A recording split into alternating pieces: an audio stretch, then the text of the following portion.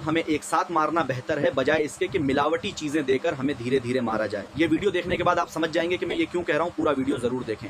विराट कोहली जी ने देश इसलिए छोड़ दिया क्योंकि उनको मरना नहीं था, और जो बचे हुए लोग हैं उनको सरकार मार के ही सांस लेगी। इटली का जहर आज हमारे देश में बनने वाला है। आज मेरी बात आपको बुरी लग सकती है, लेकिन मैं सच जानते हुए भी चुप रहूं, ये मेरे संस्कार नहीं सिखाते। आज हमारी जान की कीमत कितनी सस्ती है ये मैं आपको बताता हूँ। आज हमारे देश की हवा में जहर है, आज हमारे देश के पानी में जहर है, आज हमारे देश के खाने में जहर है। आज आपके घर की दालों से लेकर फल फ्रूट सब्जियों तक हर चीज या तो जेनेटिकली मॉडिफाइड है, या उसमें हार्मफुल पेस्टिसाइड्स हैं, या फिर ग्रोथ हार्मोन्स है, या फिर एंटीबायोटिक प्रिजर्वेटिव्स हैं। आज कई बार दिमाग में ये सवाल आता होगा कि मेरे पिताजी, मेरी माताजी, हमारे दादा दादी, इन्होंने कभी दारू नहीं पी, ना इनने सिगरेट पी, उसके बाद भी इनको कैंसर कैसे हो गया? इन्हीं मिलावटों की वजह से हो गया। और आप जो सुबह गाय का दूध पीते हो, उस दूध की प्रोडक्शन को बढ़ाने के लिए गायों को ऑक्सीटोसिन और बोवाइन जैसे कई हार्मोन्स दिए जाते हैं, जिसकी वजह से बच्चों को कई हार्मोनल इश्यूज हो रहे हैं। आज ये दूध जब शरीर में जाता है तो एस्ट्रोजन की मात्रा बढ़ाता है, जिसकी वजह से आज देखने को मिल रहा है कि कई छोटी छोटी बच्चियों को बहुत ही कम नाजुक उम्र के अंदर मेंस्ट्रुअल साइकिल शुरू हो जाती है। अगर आज सरकार इन चीजों को नहीं रोक पा रही है तो सरकार को ये चीज कंपलसरी कर देनी चाहिए कि हर खाने की चीज पे लेबल हो जिस पर लिखा हुआ हो स्पष्ट तरीके से कि ये खाना ऑर्गेनिक है या इसके अंदर किसी प्रकार के ग्रोथ हार्मोन्स, एंटीबायोटिक्स या फिर पेस्टिसाइड्स का यूज किया गया है। क्योंकि देश की जनता को झूठे भरोसे पर रख के बीमार करना सही नहीं है।